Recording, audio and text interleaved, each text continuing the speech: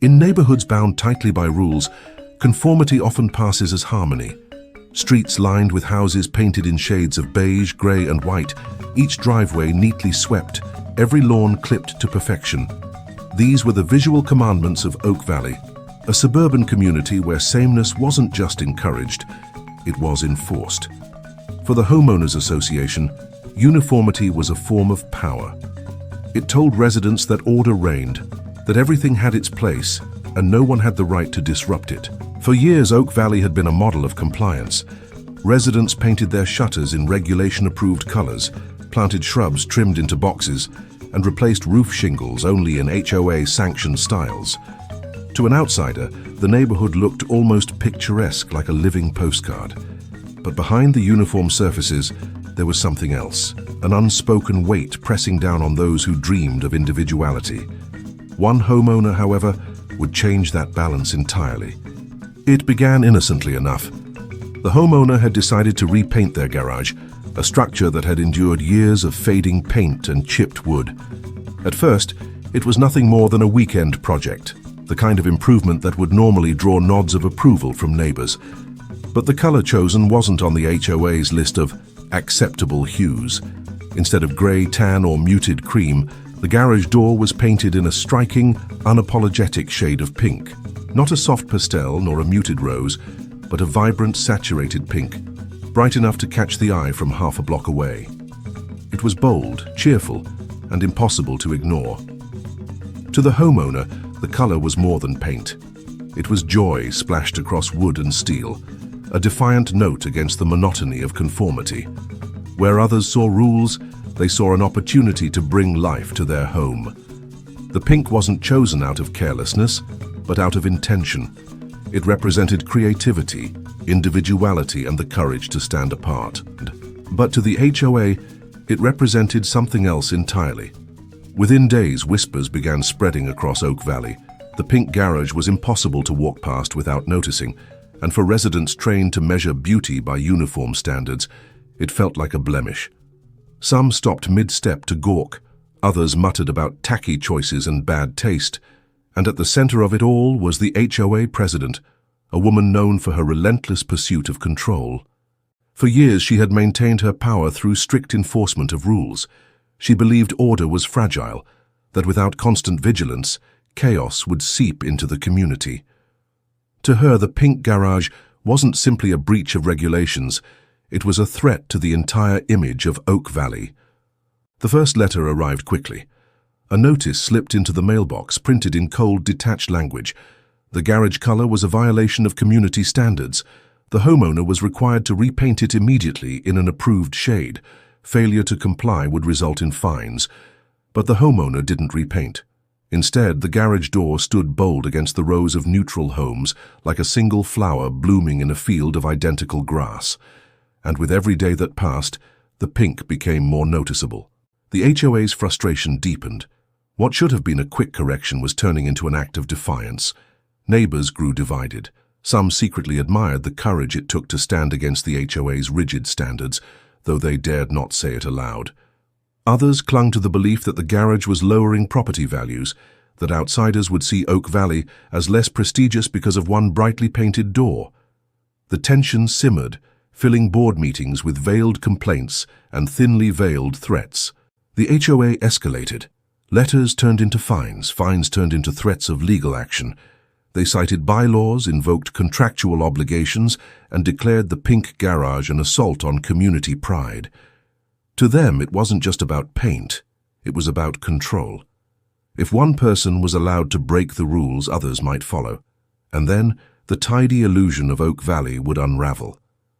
But what the HOA didn't anticipate was that the garage, meant to be a symbol of non-compliance, was becoming something else entirely. The first sign of this shift came not from inside the neighborhood, but from outside.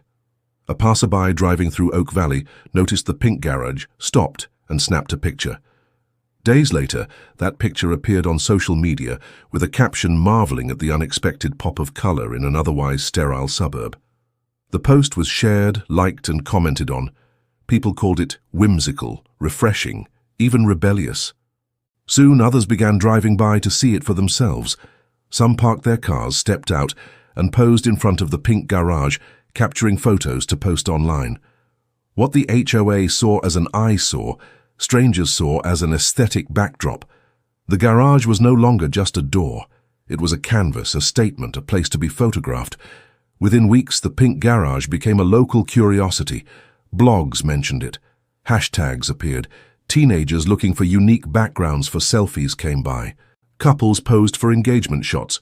What was once a point of ridicule inside Oak Valley was now drawing outsiders with fascination, and the more attention it attracted, the angrier the HOA became.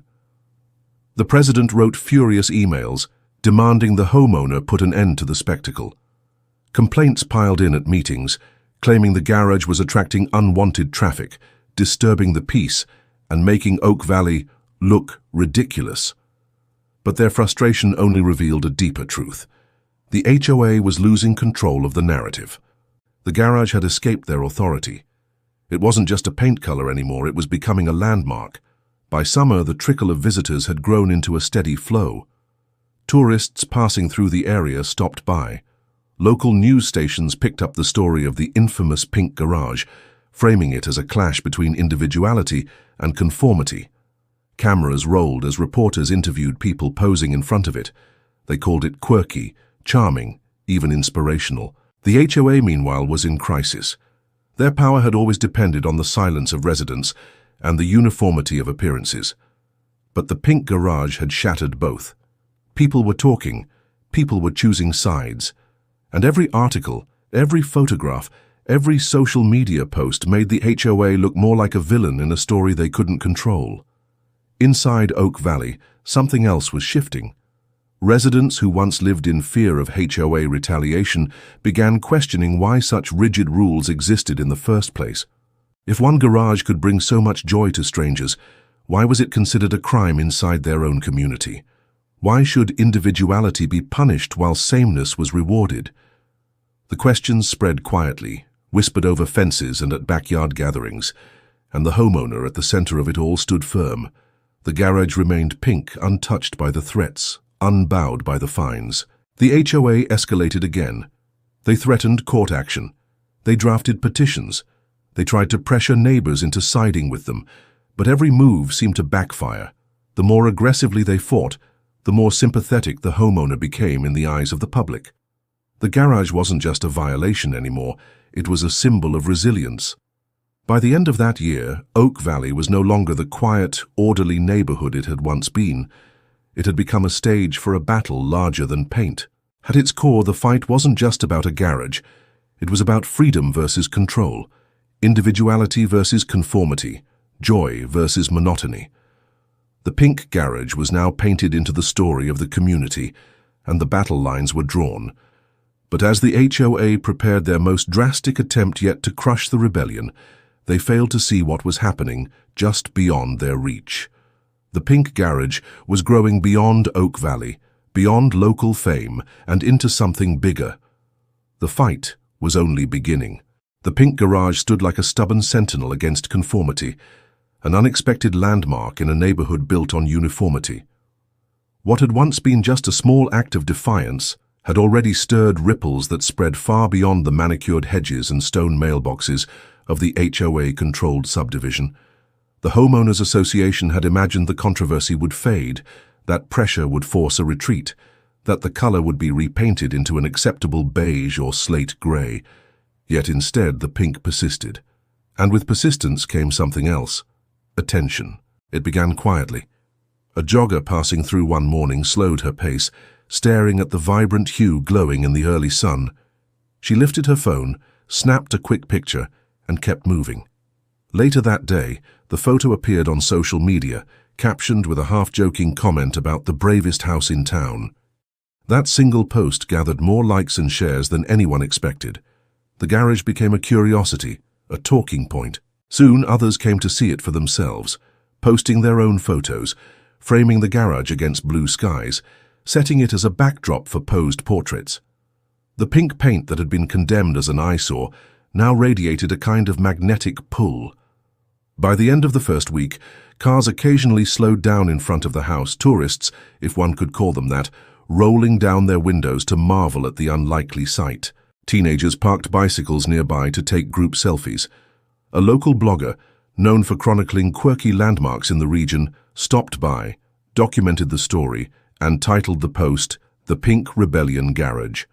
Comments flooded in, praising the audacity, ridiculing the HOA, and debating the nature of beauty and freedom in suburban landscapes. For the homeowner, it was a strange experience to witness. What had started as a solitary stand against micromanagement became an unintended spectacle. While the HOA sent yet another sternly worded letter, complete with threats of fines, their authority seemed weaker with every photo posted, every smiling family who stopped for a picture, every online voice declaring support. What the association labeled as disruptive was quickly transforming into a celebrated emblem. The tension escalated. At the next HOA board meeting, voices rose higher than ever. Some demanded immediate legal action, calling the garage a blight on property values. Others, however, began questioning whether the HOA's obsession with uniformity was outdated, even oppressive. A split formed within the once tightly united leadership. News traveled fast. Cracks were showing in the facade of control. As the conflict simmered, local news stations caught wind of the story. Reporters arrived, cameras rolling, eager to capture footage of the now famous pink garage. Anchors framed it as a culture clash, personal freedom against neighborhood conformity. Interviews with neighbors revealed the deep divide. Some smiled, confessing admiration for the boldness, while others scowled, lamenting the attention disrupting their peaceful community. It wasn't long before the garage transcended local fame. A regional magazine picked up the story, publishing a feature titled "The Little Garage That Could."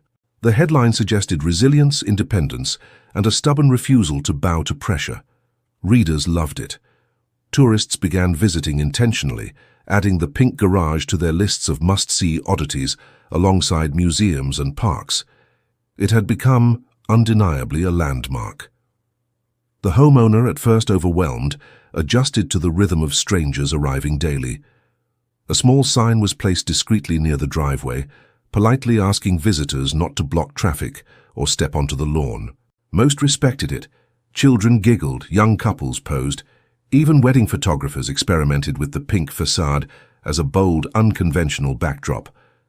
What the HOA had labeled a nuisance now brought laughter, joy, and countless snapshots of memory into people's lives.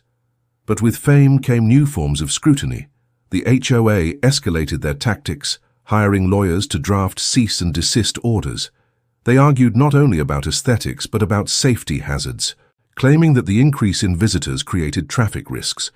Letters became lawsuits, accusations sharpened, and meetings turned hostile. Yet every legal maneuver backfired. Public opinion was firmly on the side of the homeowner, who now represented something larger than personal choice. The garage was no longer just about paint. It was about defiance against unnecessary control. Protesters began appearing at HOA meetings, holding signs painted with slogans like "Let it be pink" and "Freedom over beige." News crews followed, capturing footage of suburban rebellion in action. It was a surreal shift. The kind of neighborhood dispute that normally stayed buried in paperwork had exploded into a cultural moment. Soon, merchandise appeared online. T-shirts printed with cartoon pink garages, coffee mugs stamped with the phrase "Think Pink, Park Proud," even bumper stickers declaring loyalty to the cause. Profits trickled in for those selling them, while the homeowner remained bemused by the explosion of commercial enthusiasm. Whether mocked or celebrated, the garage was no longer ignorable. Meanwhile, the physical structure itself bore the brunt of constant attention. The driveway needed resealing from heavy use. The lawn suffered from foot traffic despite polite signs, and the garage door occasionally required touch-ups as paint faded under so many camera flashes. Yet, instead of wearing down, these maintenance tasks only reinforced the commitment. Fresh coats of pink made the color brighter, bolder, and even more irresistible. Through all of this, the homeowner lived with a strange duality. On one hand, the joy of seeing an individual choice defended, supported, and celebrated brought pride. On the other, The never-ending battle with the HOA drained energy, time, and peace. Court hearings loomed, and while public sympathy was strong, the association wielded funds and lawyers that made every step forward exhausting. And still, the pink garage grew in power. Local tourism boards cautiously acknowledged it, listing it in informal guides of quirky attractions. Businesses nearby noticed upticks in sales as visitors stopped for snacks, coffee, or gas after detouring to see the garage. What had begun as a neighborhood dispute now impacted an entire local economy, drawing money, attention, and conversations far beyond the subdivision's borders. The HOA, increasingly desperate, attempted public statements condemning the garage as harmful to the community. Yet each declaration was drowned out by laughter, memes, and ridicule online. When one board member appeared on a live broadcast, frowning and warning about the dangers of unchecked expression, clips circulated widely, mocking the hyperbole. To the internet, it seemed absurd that anyone would fight so viciously over a color, and so the battle became less about rules and more about image. The HOA's reputation crumbled, their once intimidating aura reduced to caricature. They were no longer guardians of property values, but enforcers of conformity, mocked across platforms. Their letters became memes, their anger became entertainment, and the pink garage continued to shine, unbowed, unrepentant, unstoppable. By the end of the second chapter in this saga, the neighborhood no longer felt ordinary. It was now a battleground of culture and principle, a destination for curious travelers, a stage for viral moments. The homeowner, though weary, understood the scale of what had been unleashed. What started as a personal stand had grown into something communal, something symbolic, something historic in its small suburban way. But as the garage's fame solidified, new challenges loomed on the horizon. Lawsuits lingered unresolved, fines accumulated in theoretical balances waiting to be enforced. And while the garage's reputation soared, the homeowner faced practical realities of living under siege, both by association leaders and by the ceaseless tide of attention. Would the pink garage endure? Would the pressure finally crack the resolve, or would the HOA collapse under the weight of its own stubbornness? The next stage of the story would decide not only the fate of the paint, but the legacy of the battle itself. As the chapter closed, the pink garage glowed in the evening light, a beacon of defiance turned fame. Cars slowed, cameras flashed, and the world kept watching. Tomorrow promised new battles, new headlines, and new victories, or defeats. But one thing was certain: the story of the pink garage was far from over. The battle over the pink garage reached its breaking point. By now it was impossible to call the situation a neighborhood dispute. It had grown into something much larger, something that touched on freedom, individuality, community, and even the strange ways modern fame can arrive without warning.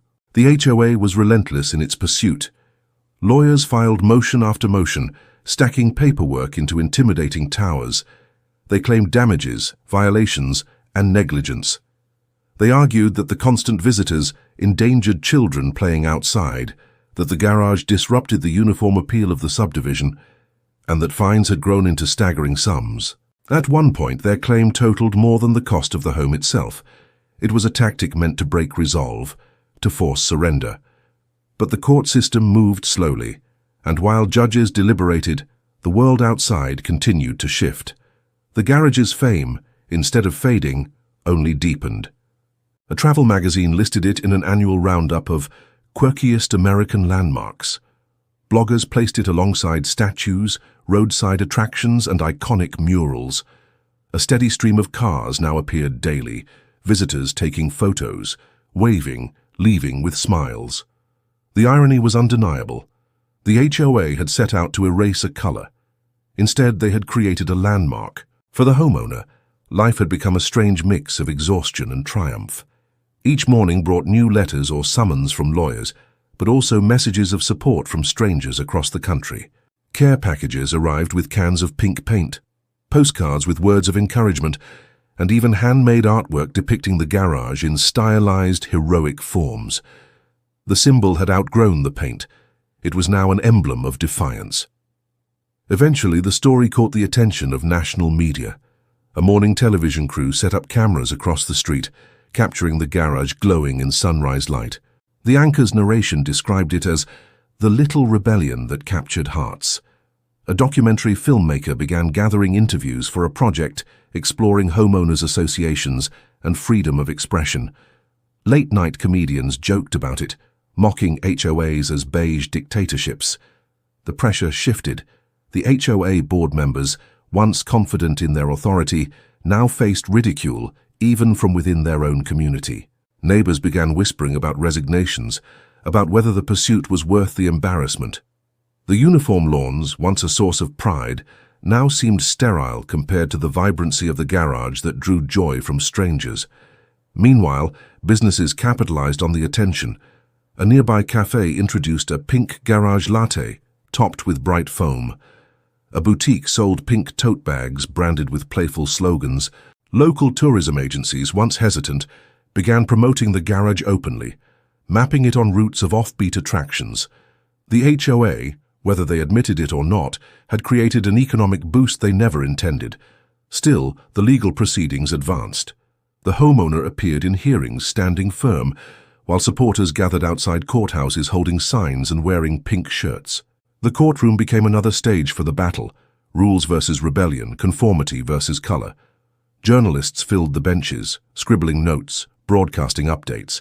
And then, in a decision that shocked no one except the HOA, the court issued its ruling. The association could not force the garage to be repainted. Property rights, the judge determined, did not extend to erasing personal expression that caused no real harm. The fines, inflated beyond reason, were dismissed. The HOA's case collapsed under the weight of its own rigidity. The news spread instantly. Headlines announced victory. The pink garage wins. Across social media, cheers echoed. Videos of celebratory crowds outside the courthouse went viral, strangers hugging, confetti thrown in the air. The homeowner, once exhausted, felt relief flood in. The fight was finally over. The garage stood, unchanged, triumphant. In the weeks that followed, the HOA's influence waned. Membership declined as residents grew weary of constant control. Board members resigned one by one, some citing embarrassment, others admitting burnout. What had once been an unshakable institution now fractured under scrutiny.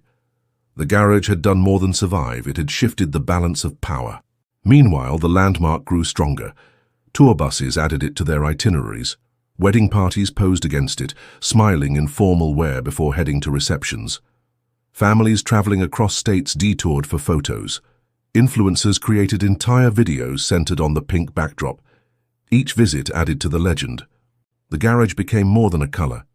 It was now a lesson, a story retold in podcasts, blogs, and YouTube videos.